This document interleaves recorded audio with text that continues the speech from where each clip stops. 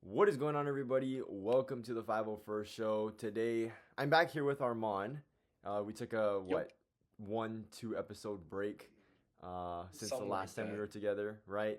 And we kind of gave up on seeing the show together because of the response that it's been getting. And we're with that as well. The way that the majority of Star Wars fans feel about the show, we're kind of on that same boat as well. So we're going to talk about that in this episode. We're going to just basically do a recap of our thoughts on the first 4 episodes at the halfway point of the Acolyte. And then we're also going to kind of give our thoughts as well on the upcoming four, the second half of this show, which, I mean, I don't know at this point. But did you want to open up with anything? I'm disappointed. When it comes down to it, I mean, it started off well. I'm not gonna lie. It did. I enjoyed the first, I'd say, 2 episodes, right? I think it was really good until we got to what ruined it for me, or where I saw the shift, also in the fan base as a whole, is when we start looking at May and OSHA. OSHA. Yeah, thank you. Ocean May's backstory when hopped in, that just that ruined it because see, episode 1 was great, really cool. We see some crazy fight scenes. Like some of the, I still think episode 1 had one of the battle between May and Indara was one of the coolest we've seen in Star Wars. I don't think it was the best like fighting in the sense of like it wasn't lightsaber to lightsaber or anything like that, but it was cool to see the use of the Force Mm. with different weapons, right? Because Indara is using a lightsaber, but May is using daggers and stuff. But then she's also using the Force to aid in her movements. She's going through and doing all these crazy flips, and then in the end, as most Sith do, and just separatists in general, right? How do you beat a Jedi? You hurt people around you because then the Jedi tries to protect them. You take them off your guard, and then you get them. It's a very classic. That's how the villain, the Joker, beats Batman sometimes by doing that, right? He'll hurt people, Batman saves the civilians, and then the Joker gets away or whatever. It's the same idea, and that's what May does. And then she is able to turn around and kills Zendara. That scene set up so much promise for this show, and I was really excited. I mean, we had both rated it pretty high. I gave it an 8 out of 10 for both the 2 episodes, and then you gave it, I think, an 8.5, right? Or no, it might have been an 8.25 or something like that. Yeah, But yeah, yeah. anyway, like that's a pretty high rating. And it once they added in that backstory of Osha and May, and then like these Dathomiri but not Dathomiri witches, and then how, all of a sudden Anakin's not the only one who was made out of the Force, right? So the chosen one is created from the Force, but you've got these two girls who were made from dark magic somehow, no father. We don't know anything about that. I saw some people were talking about it and they were like, "Oh, but the Night Sisters did that with, Zabrax, and they did it with like Savage Opress." But then you think about it and it's like, "Well, actually no. Savage was a dude that they picked and then they used magic to make him stronger." Yeah. So you can find they genetically enhanced him, or however you want to say it, used their Night Sister magic to make him force sensitive, to make him powerful. But they didn't make him, right? That's the Yeah, difference. yeah. It'd be one thing if they took a pair of twins and were like, okay, now we'll give them powers, but to create them out of the Force, like that whole thing, I didn't like it. And then as we progress into the 4 episodes and you start to see like these Jedi, Indara is out. She seemed like the only one outside of Soul who like wasn't really affected by whatever went on. But we only saw her for what, 15 minutes anyway. Hmm. So we don't know what she was thinking. But then we see Tobin, and this guy goes from a Padawan. I mean, what did he do in the backstory? The only thing he did was like he took a blood sample of Osha. Hmm. Like that was the guy's entire role in this entire show. I think so, And then yeah. we see him in a force field box 10 years later, and he's talking about, oh, we didn't know what we were doing, and then he kills himself. Like, what kind of Jedi story is this? Yeah. First off, the act of suicide as a whole, the Jedi would never. And then on top of that, Bo didn't even do anything. Like, it'd be one thing, okay, he killed Osha's mom. Mm, That'd be something. right. But like, dude took a blood test and then he tested her for like midi-chlorians. And then he didn't even do the actual test. Like, he just pulled the blood, That's true. tested her for midi-chlorians, and then she went to Sol and Indara and then did the actual Jedi test. So it's just like, what? Kelnaka didn't do anything. Yeah. And then now we see him and he dies, not even to her hand. We see this whole like Sith dude come in, and it's such a weird. I don't know. You know what I mean? No, I'm with you on that because it's like it seems as if, right, and you already touched upon this, the way that all of them were acting, the way that all of them kind of went into their own space after and almost all went into isolation in a sense, aside from Master Yeah. Soul. I mean, it's interesting because if anything, it would be the other way around where the three would stay in the temple and then Master Soul would put himself into isolation because he was the most directly involved with this entire Mm-hmm. situation. But you're right. None of them, I mean, they were all just there for, I think, numbers' sake, for safety precautions, and they didn't Yeah. really have anything to do with the entire fire incident itself. So you're right. I'm No, totally I agree. on the same ship as That's you why are. it's like, why are we making this story? And then even then, you look at with Kelnaka, right? His entire hut. So fine, he isolates himself. He's a Wookiee. He's in the forest. It's his natural habitat. We see that he's aggressive to visitors, right? Obviously, he doesn't like people coming over where he is. But in his house, we see all over the place. He's got these like he made the symbols of the sisters, like or the different witches, all the stuff like the one that the lady had on her forehead. Mm-mm. He had that like on the wall in his room. Like, where does his obsession come from that? And then now in the same episode that we saw that, they killed him. Right. So now not only did we see this where we're like, hey, why does he do this? Now we know we're never going to get the option or the answer unless it goes to another flashback. But why would they flashback? He's dead now. So it's like, okay, was that just lazy writing where they were like, okay, we're going to do this, we're going to show some kind of conspiracy, but actually we only have 8 episodes. So we're just going to kill off all the Jedi and then it's just going to be Soul left and then that's that. And then now like the other thing too, May just flips sides because Osha's alive. It's like, you're telling me you've been trained by a Sith Lord or whoever this guy is, right? Mm-hmm. You've been trained by a Sith for over a decade, hating the Jedi, hating everything that they stood for, everything that your sister stood for, blaming yourself for her death, right? You find out she's alive. Obviously, that's going to rock your world. But now you're telling me all that hatred just suddenly disappears? Right. Like, she hasn't Yeah. been indoctrinated for 10 years? Plus, we know how the dark side of the Force is, too. So it's not like you can just turn around and be like, oh, well, she's alive, so I guess I'm a good guy now. Right. And it's like, why would you do the flip like that? Why are you going to set up this cool villain with like this crazy backstory and an assassin and all these cool things about the character and then just have her flip it? You know? 'Cause I Yeah, and that's, I mean, those are actually two things that I touched upon on the episode 4 review where it was like, okay, well, Kalnaka's really cool, you kill him off, so we don't really know what his point was at all. yeah. I mean, did he even exist at this point? It doesn't really matter. And yeah, I mean, with this whole thing, I mean, she, how do I describe this? She did like what is the most difficult hike here in Hawaii? Stairway to Heaven. Okay, she did Stairway to Heaven, and True. halfway up, she was like, "Nah, never mind." And it's like, what? Like, Yeah. how like you, there has been so much that has been going on in your life from what we've been shown, and it was this hike Mhm. through a forest that made you go like, "Never mind." Yeah.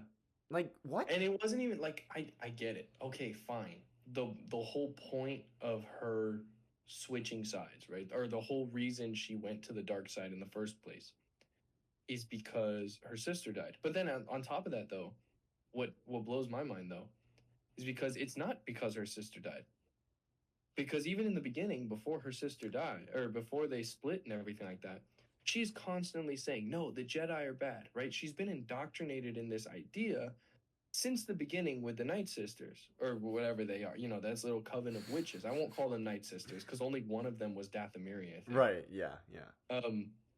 But even then, like, they've been telling her since she was born that the Jedi are bad, and no, they do this, and no, you guys shouldn't go that way, and everything like that, right? And then because her sister wants to be a Jedi, she burns down their entire house, killing their entire clan, right? Kind of a gross overestimate, but shit happens, I guess. And then she does that, thinks she sees her sister die. Yeah. Now she blames the Jedi for everything.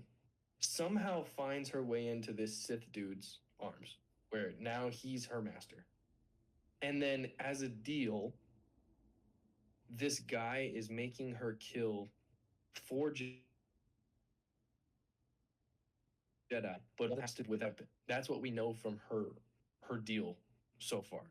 Is I think she gets to pick the Jedi because she picked the 4 that were on her homeworld. But then he was like, okay, well, you have to kill one of them without a weapon. And then that's the only way you pass the test, or like the deal is done. If not, I'm gonna kill you. That's what it looks like for us. And it's like now you're just like, oh, okay, well, he can't find me here. Like what? And he was already there. Also, on top of that, I will say I do have a theory. I think he was there because I think he's the Khmer guy, the Asian dude. I'm not following. I think the guy in the mask, the Sith, Yeah. is Khmer. Because it makes sense to me that way. In the sense that he's playing as a. Or are you looking up which guy that is? Yeah, I need to do a Google search real quick. Yeah, no, the poison dude. Oh. Because as a Sith, right? Okay, what are you gonna do if you were in power and you're trying to make sure that people don't know who you are? What character are you gonna play when you're outside of the mask? You're gonna play someone who is unopposing, who is weak, who looks frail, who looks slimy, someone who's not gonna catch your eye, right? You're gonna play someone who looks like, oh no, this guy just peddles drugs and helps people out if they pay him enough. Nobody's going to pay him enough attention, right? Even to the point where the Jedi had him in their hands. That's but nobody true. sensed anything because they're like, no, this guy's nothing, right? Right. I think he's the guy in the mask. Wow, that's a and great I've theory. Seen a lot of fan speculation too. A lot of people are saying that. And I think the reason why too is, okay, you're telling me that this dude who specializes in poisons and stuff, fine. But he risked his life to go find Kelnaka? No, I don't think so. Even if he was madly in love with May, he's not going to go risk his life on a planet with a massive forest like that to go find a Wookiee who doesn't want to be found. The only way you do that to find a Jedi, not even a Wookiee Jedi, who's probably using the Force to conceal his, his location, right? Or trying to at least. I think the only way that Khmer could have found him is either he stumbled upon it by sheer luck, or he's the guy in the mask. He's the Sith. And the reason why he's always on the world with May is to keep an eye on her. Right? It's like undercover boss. Okay. And think about it that way. He's watching his asset to make sure that she's doing what he needs him to do, even when he's not there. So he's pretending that he's not there. He's playing this character, Khmer, who also just happens to have a deal with this master, right? That's how they meet each other, I guess. But it's like, I don't know. We've never seen like a meeting between the two of them. That is a great point. That is a great point. So I think he's the guy in the mask. I think in that backpack, there's just a big old Sith mask with a robe. And that he was just concealing his stuff from her. Now she's thinking, she probably wasn't thinking about any of that stuff, right? Yeah.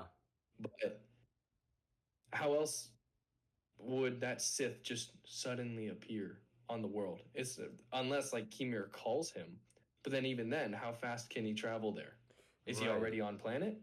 Hmm. Like there are so many questions that the only answer for me that makes sense is that they're the same person. Kimir is the man in the mask.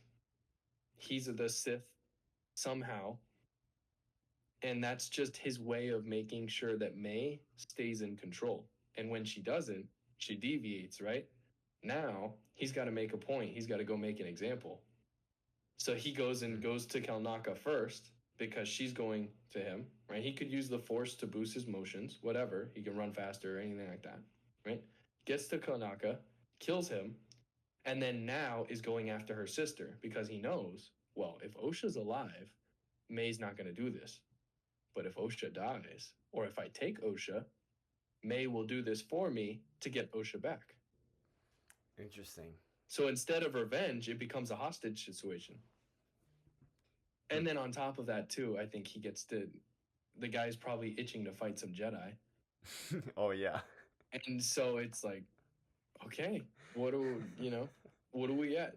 Yeah, he's like That's why this is my theory for it. And genuinely, I think that's the only way they could.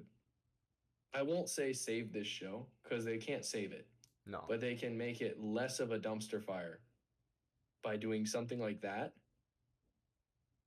Because oh my god, oh we haven't even talked about this, the Kiadi Mundi stuff. I was so mad. I was so mad. As soon as I saw him on that screen, I paused the episode. And this is the reason I didn't do an episode 3 review, the Kiadi Mundi stuff. Because or not, was it episode 3? No, episode 4, sorry. But with the episode 3, like the coven stuff, it didn't seem right. And I was like, okay, wait. We can't do a review on this yet because I need to talk to Brayden first before I post a video. And then with the Kiadi Mundi stuff in episode 4, I was like, oh no, this is not happening. First off, well, actually, hang on. Before we get into that one, Yeah. did you have anything else to add on the other topic? I don't want to take it away from you. I know I've been talking a lot. No. I mean, I didn't even know what his name was, Kimir, I'm talking about. So Yeah. that says all you need to know about that. Um, yeah. I mean, look, I'm kind of speechless for the most part, and the silence is my way of expressing my disappointment. So, Yeah. but anyway, we can continue on. No, I agree. So, okay. Kiadi Mundi. Kiadi Mundi is a character that we all know well. He's the only returning character that we have seen in the entirety of the show of Acolyte. He's the only one that exists in normal Star Wars. Now, first off, this show takes place about 100 years before all the other stuff, I believe. I want to say it's like 100 years. Right. Kiadi Mundi is not 100 years in the prequel. Mm-mm. So first off, they got the age wrong. He shouldn't be born yet, let alone a Jedi Master. Right? And then, on top of that, Kiadi Mundi is on the Jedi Council, the High Council. Do they expect us to believe that a Jedi like that, who has his aspirations for a High Council seat, is going to lie to the Council because it looks bad in the press about a Sith or a possible Sith? No. Kiadi Mundi would not do that. It doesn't make sense. It doesn't fit his character. There's no premise behind it where it's logical to believe that. Not one situation. And then, to top it all off, Kiadi Mundi has very few lines in The Phantom Menace. But one of them is a really important line that he says. And Kiadi Mundi says, after Qui-Gon and everybody, they're talking about this possible Sith, right? Whoa, we saw this Sith. What's going on? The dark side is clouding our face, everything like that. Kiadi Mundi says, the Sith have been extinct for a millennia. Yes. That is the exact quote Yes. from the prequels. He told Qui-Gon that to his face. No, no, you don't have to worry about that. The Sith have been gone for a millennia. And then Qui-Gon gets smoked by Darth Maul. The first Sith in a millennia, apparently. Right? Now, obviously, Mundi was wrong. And we know that because we know that before Darth Maul was Darth Tyrannus. And before Tyrannus was Sidious. And before Sidious was Plagueis. And it keeps going back over and over and over. But the difference is that Mundi didn't know he was wrong. But this show makes it that he knows he was wrong. Hmm. So are you telling me that a member of the High Council openly lied to the rest of the High Council in a cover up, like a corporate cover up, hiding the existence of this Sith assassin 100 years ago? Which, by the way, by this time, Yoda would still be on the High Council. Mm-hmm, mm-hmm. And then, what, outside of, I think, I'm trying to think of which Jedi would be alive. It'd be Yoda, Yaddle, apparently Mundi. But lore wise, it'd be Yoda, Yaddle, and Plo Koon are the only ones I can think of who are actually old enough to live through this period. Yeah.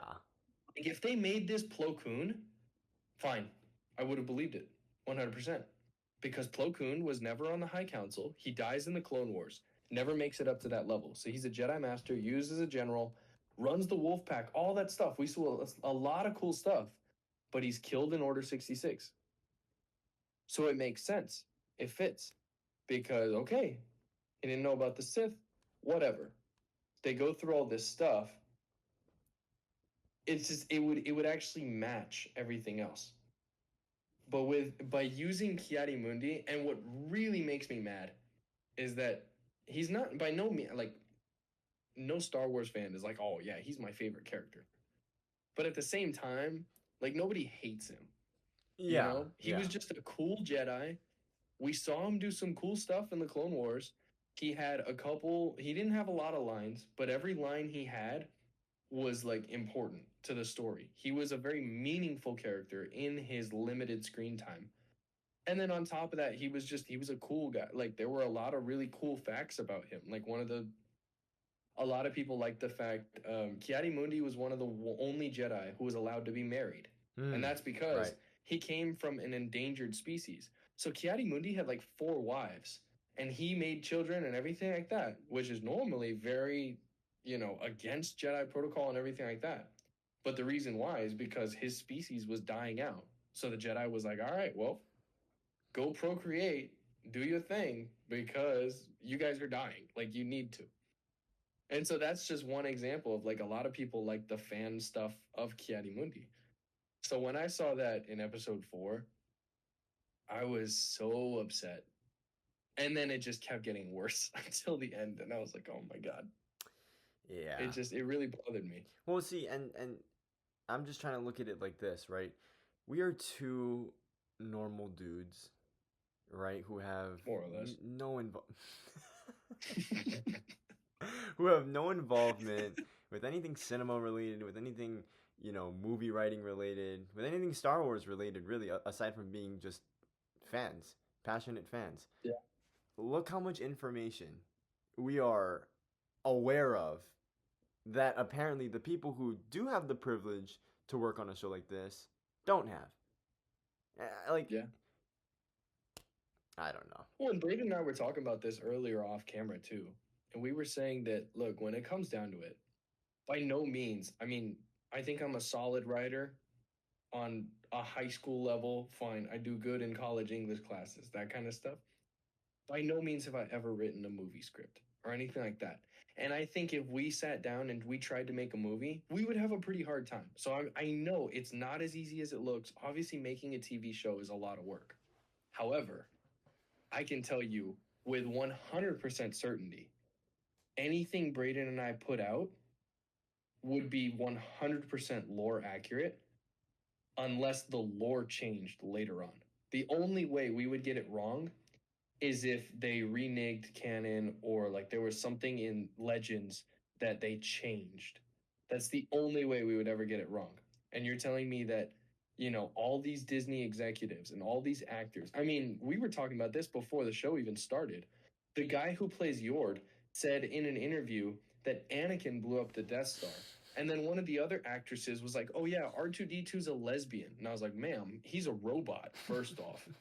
And then it's like, "What are we talking about?" And I was like, "How is it?" And they were like, "Oh yeah, the Acolyte is the gayest Star Wars ever." Who cares? Why does that matter? I'm like, "Look, you want to do your thing, fine. Do all that. Do everything you want. You can talk about it on the side. But you're going to tell me, as an actor, you look at someone like Sam Witwer. He was the voice of Darth Maul during Rebels, and then I think he came back in Clone Wars and did it as well. But he's played a lot of different voice acting characters. That man has so much Star Wars knowledge because he researched a lot of things for his roles. So when he pulled up to shoot, if Dave Filoni made a mistake, he's the only guy, and they talk about it all the time on Yeah. interviews. He's the only man to out geek Dave Filoni on Star Wars. And that says something. We need actors like that again. Ewan McGregor could come in talking about Kenobi, and he knows everything about Obi-Wan because that was his character. But not only was it his character, he studied it a lot before he played Obi-Wan because he went off of Alec Guinness and everything like that. These actors in The Acolyte have the benefit of starting their own character, which means they're not trying to mimic someone else. They're not going off and rebranding a character. These are completely new characters that they can invent and they can go out and make these their own. And yet, I think every single character in this show I hate. I think Soul is the only one who I actually like as a Jedi. And Yeah. even then, he kind of annoys me because everything that he's preaching to his students, he does the exact opposite of. I don't like how Yes. hypocritical he is. Yes. I think he's a weak minded Jedi. And so that makes me mad too. Because I'm like, how is there in a cast of how many people? You've got like 15 main characters and they all suck. I'm rooting for the bad guy and he hasn't even said a word yet.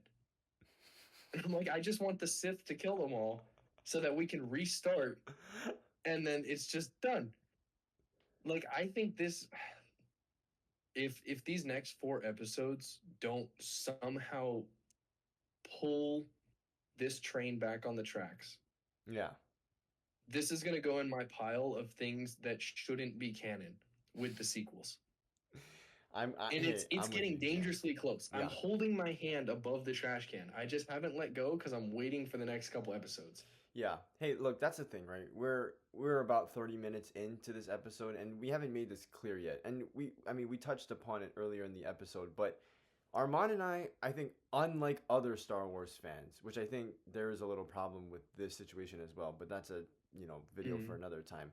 We're more open-minded to the sense where we understand that Disney hasn't put out great stuff recently, but we don't come into the show expecting bad things and just trashing it as soon as it comes out, right? And we talked about that. Yeah. The first 2 episodes, we were actually on board with this entire thing, and we were actually enjoying the pacing and the direction that it was going into. But when it's bad, We liked it. right? But when it's bad, we're gonna talk about it, and Yeah. and that's the thing.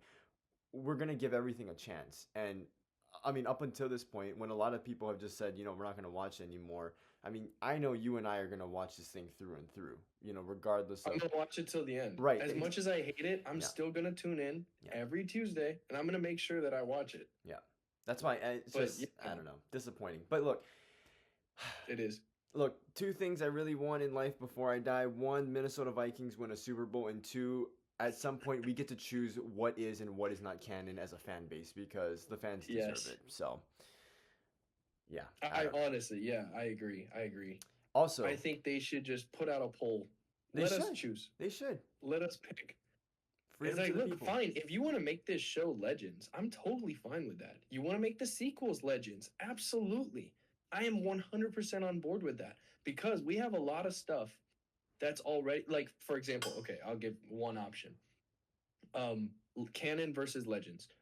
In episode 2, no, I'm sorry, episode 3, Revenge of the Sith, we see Anakin is turning to the dark side. Palpatine, who we know is Darth Sidious, but nobody else does, right?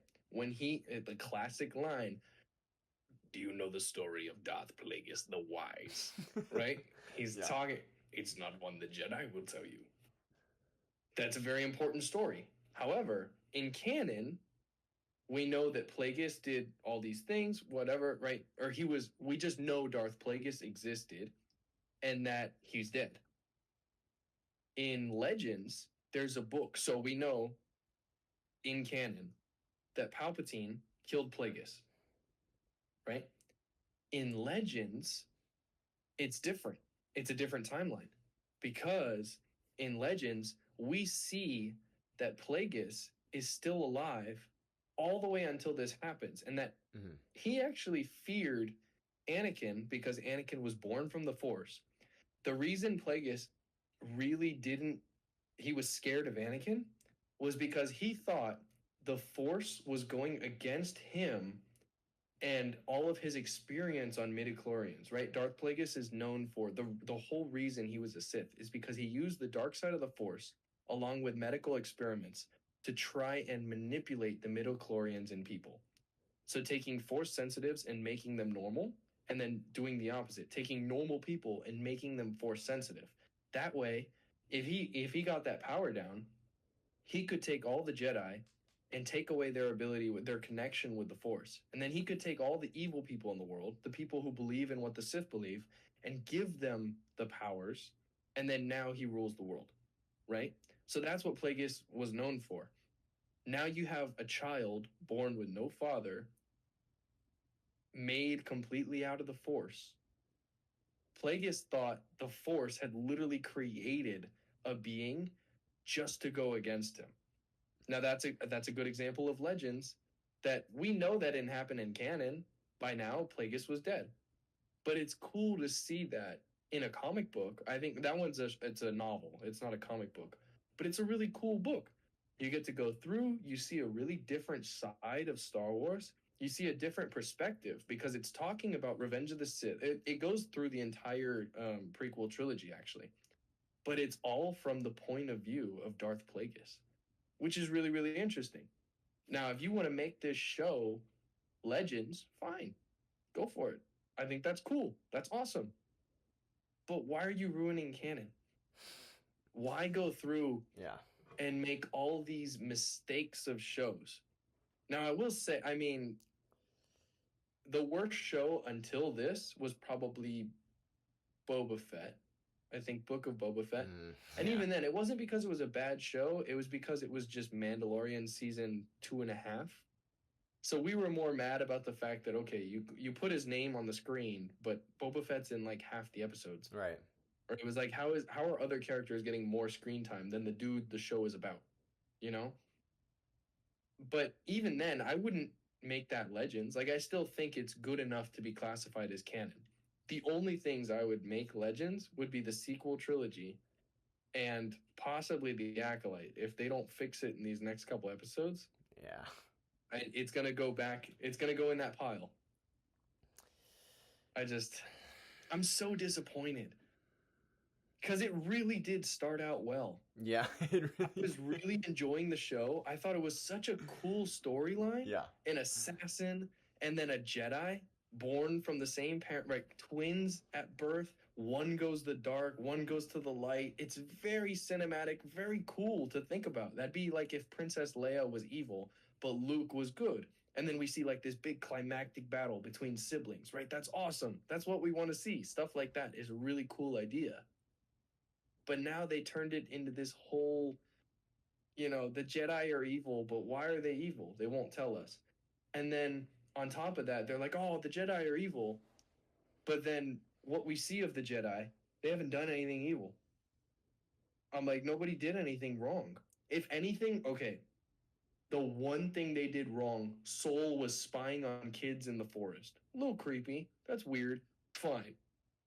I'm okay. I'm cool with that. Hey, you were spying on kids. That's weird. You shouldn't have done that. I don't know what to tell you.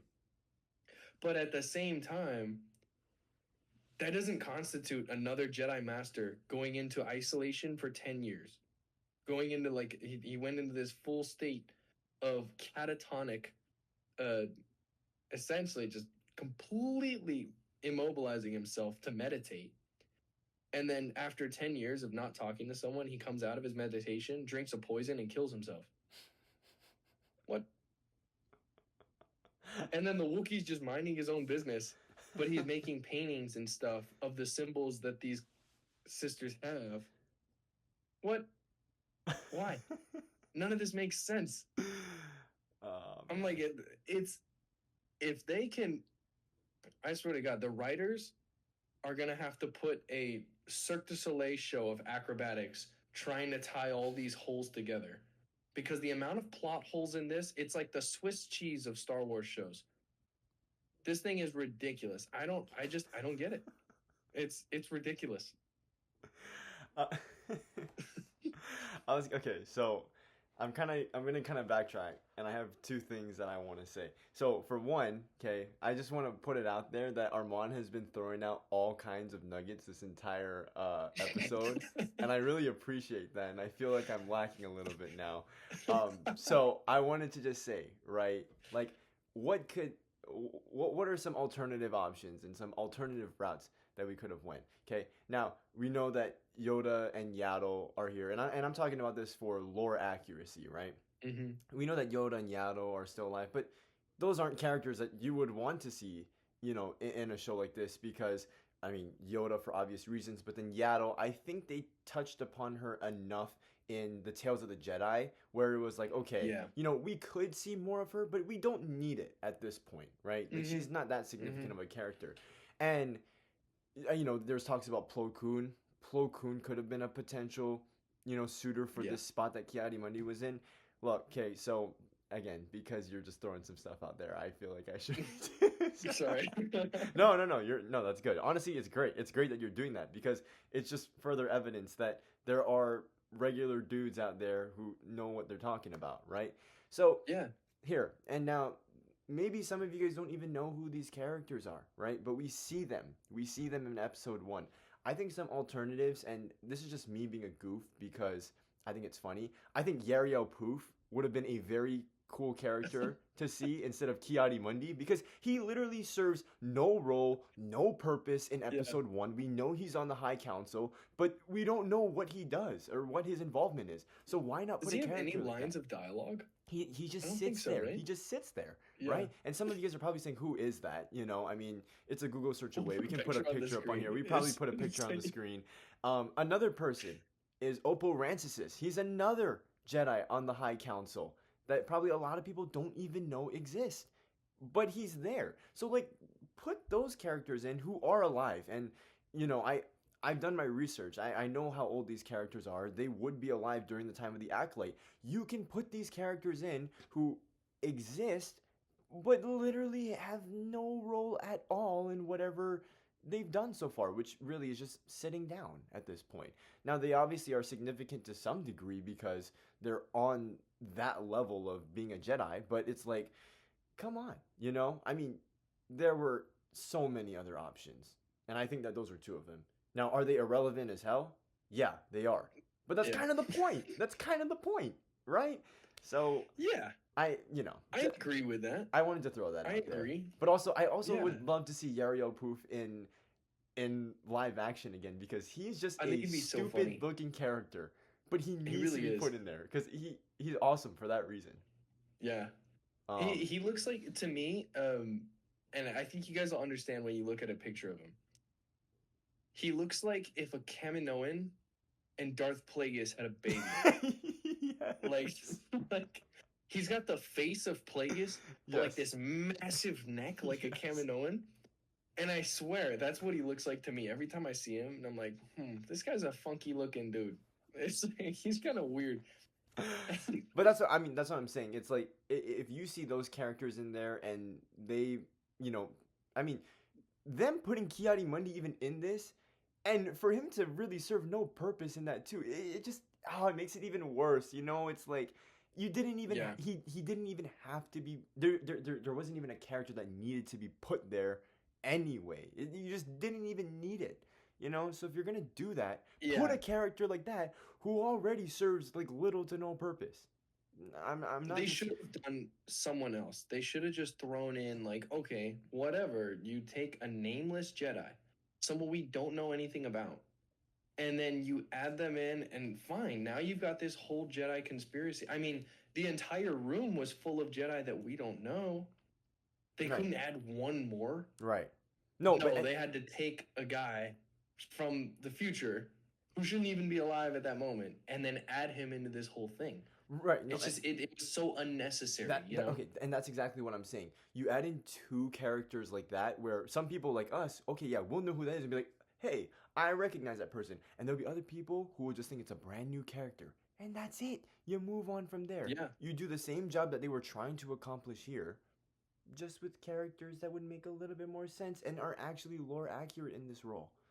Anyway, Yeah, I you agree. know, I think lore accuracy is such an important part, it and they is. You just know what I they mean? didn't do good. I think everybody was going into it thinking like, "Oh yeah, no, this is a new period of Star Wars." And we mentioned this so many times in the first couple episodes and then even just before talking off camera between the two of us.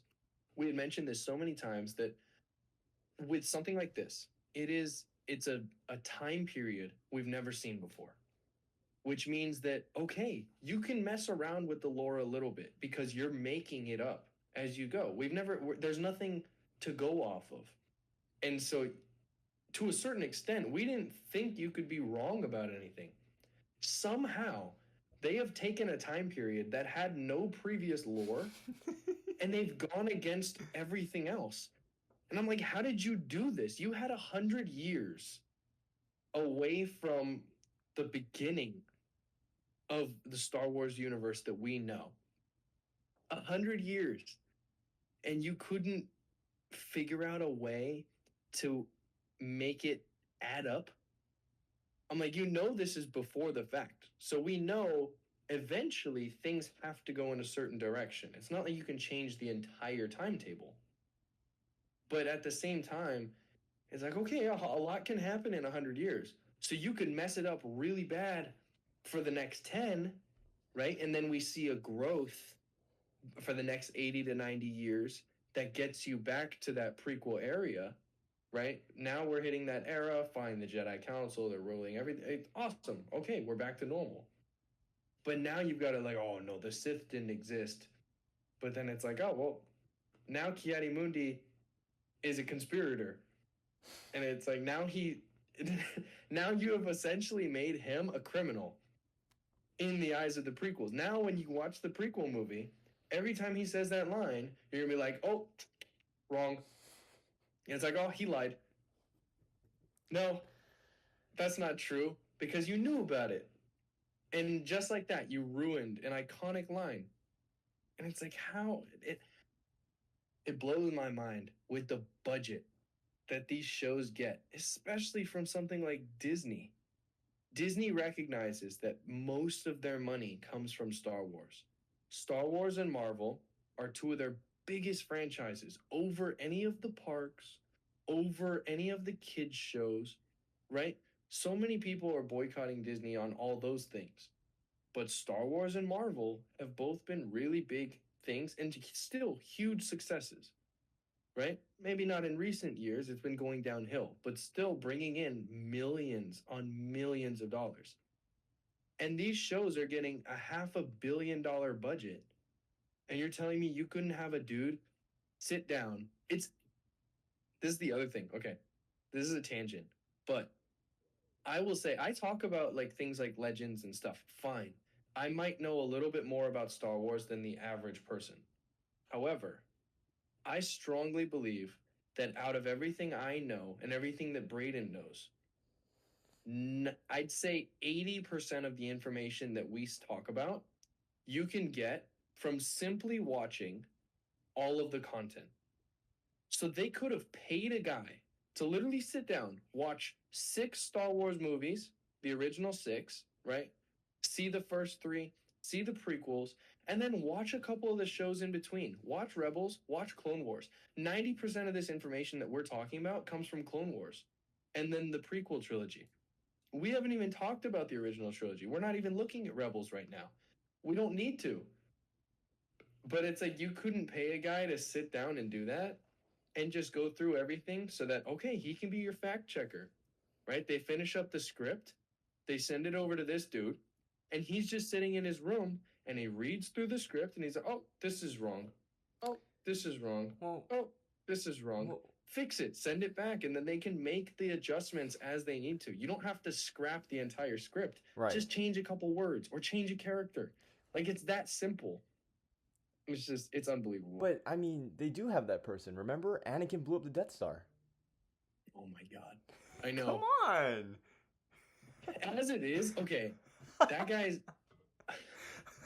the actor. First off, he doesn't know anything about Star Wars, and then on top of that, Yord is such a stupid character. I hate him.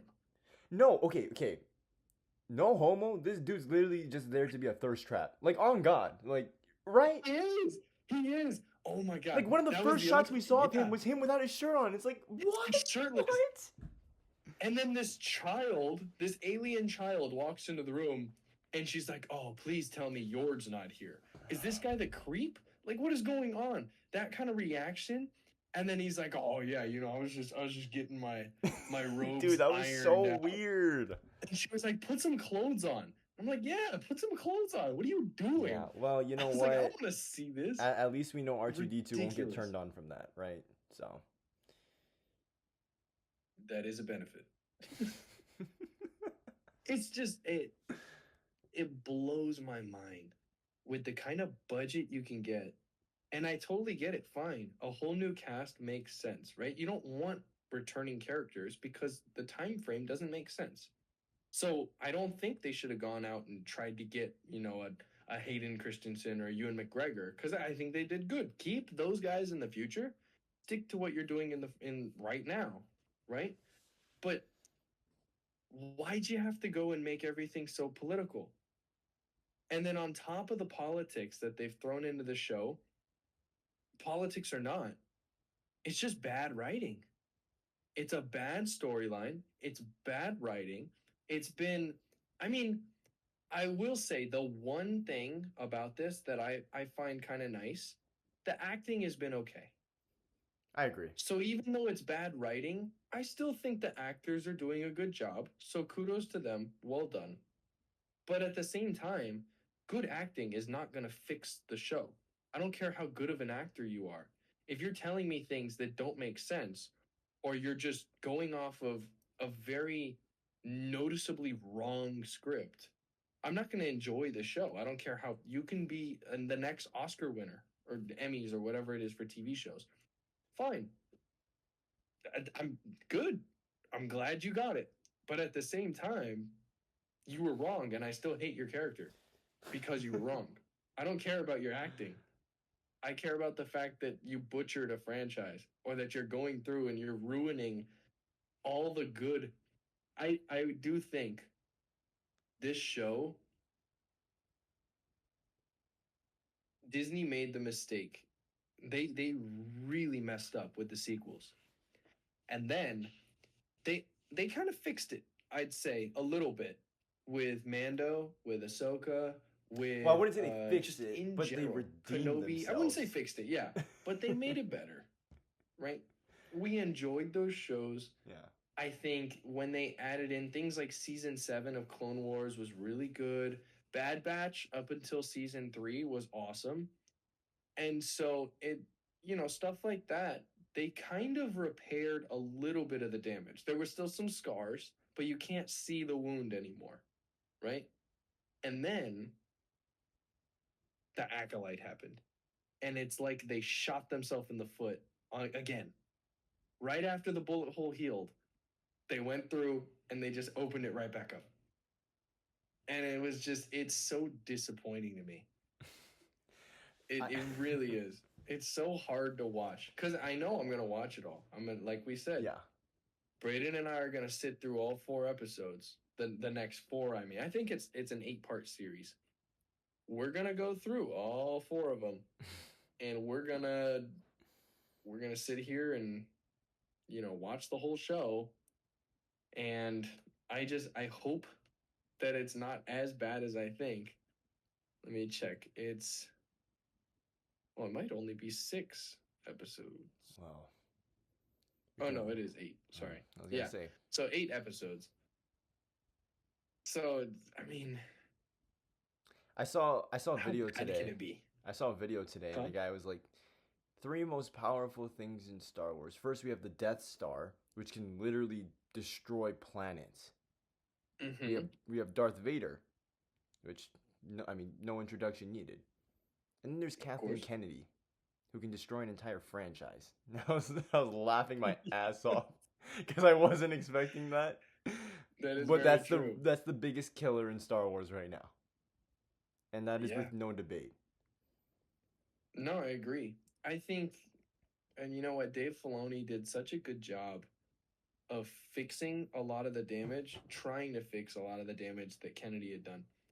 And then on top of that, John Favreau he's a great director. Really good. He's Yes, a good not just actor for too. Star Wars. Yes, Yeah, not just for Star Wars. A lot of his Marvel stuff has been really good. I mean, if you guys don't know, he also plays Happy, but he's one of the main directors on like most of the Avengers films, and then plus the standalone ones. Like yeah. he plays a lot of behind the scenes roles, not only just on screen. And I really like what he's done. I mean, he pretty much led the Mandalorian, which is why I say this. A And he really acted good in that as show. well. He did a great job. Yeah, he did awesome. And then Dave Filoni with the animated stuff, right? Bad Batch was great up until the end, and then season 7 of Clone Wars was great. I mean, and then he had a lot of roles on the live action stuff too. And it's just you've got talent like that. So think about how bad Kathleen Kennedy has to be to counteract that. Yeah.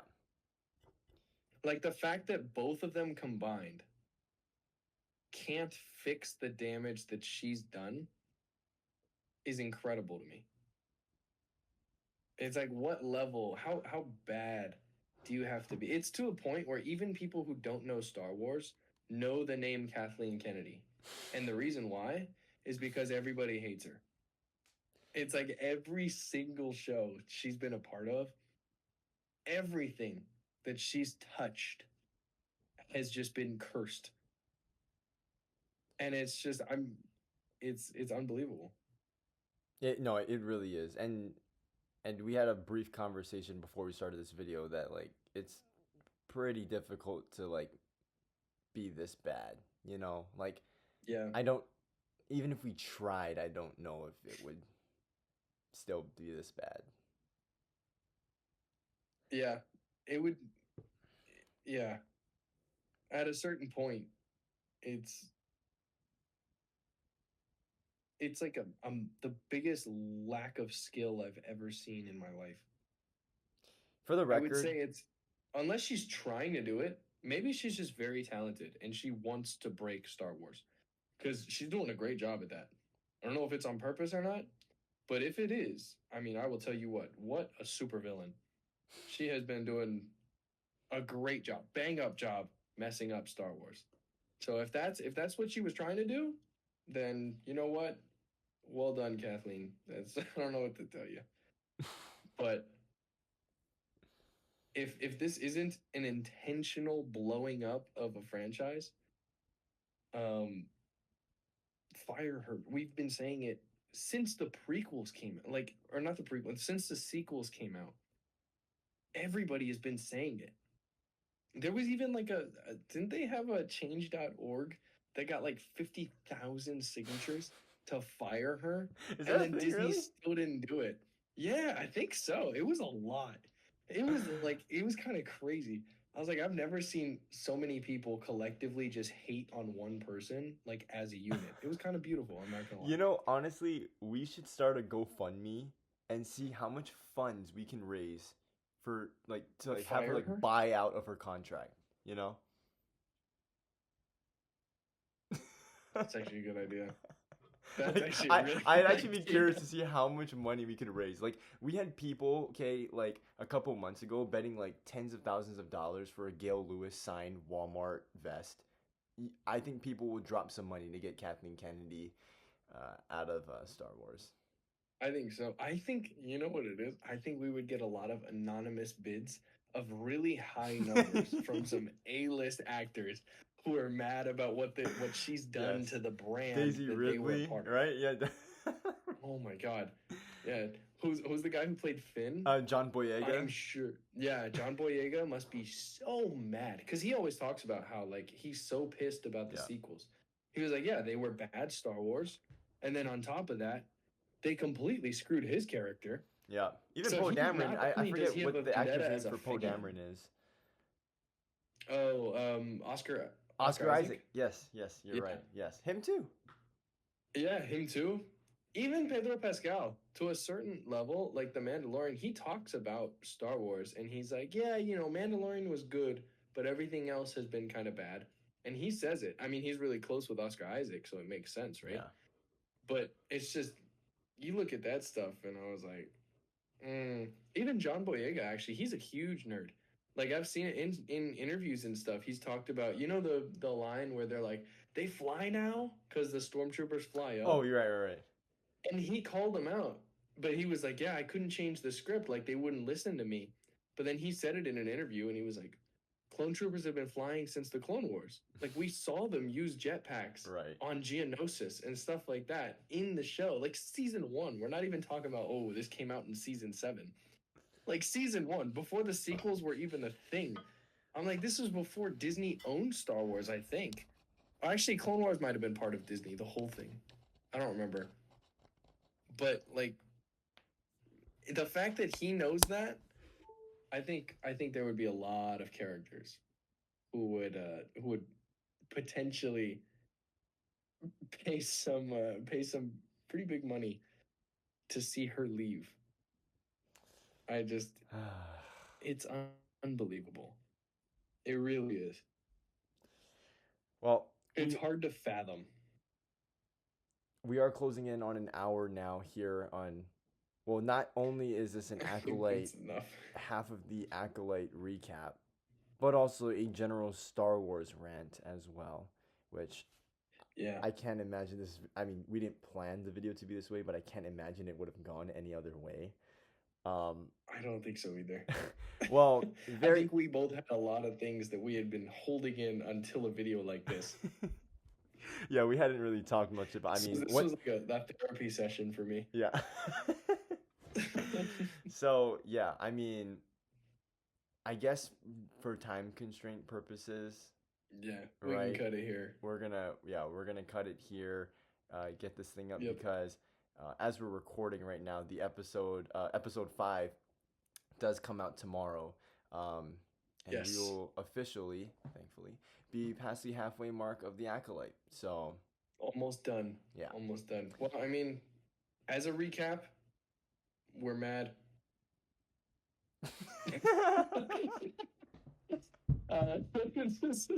I guess I should go in more a little bit then. As a recap, the Acolyte itself is just it started out strong and it really stopped on us. I mean, this is like watching your favorite like runner in the Olympics. They're going for that mile run, and that first 200, they were in first place. yeah, And then somehow both hamstrings like fell out of their butthole, and now they're crawling to the finish line. yeah. And it's just you're watching every parlay that you bet on go away. It's just in general, this is just it's been rough. I was It's gonna been say really this rough. is like if you're like a Demi Lovato fan and then she does crack, you know, like Yeah. yeah. Yes, I agree. All right, It's well, it's bad. yeah, it is. So I guess we will see you guys at some point this week after we watch episode 5 Yep. of the Acolyte. But until then, hit the like button and hit the subscribe button. More Acolyte coming Yeah. up very soon. Yay. Yeah. Peace. See you guys.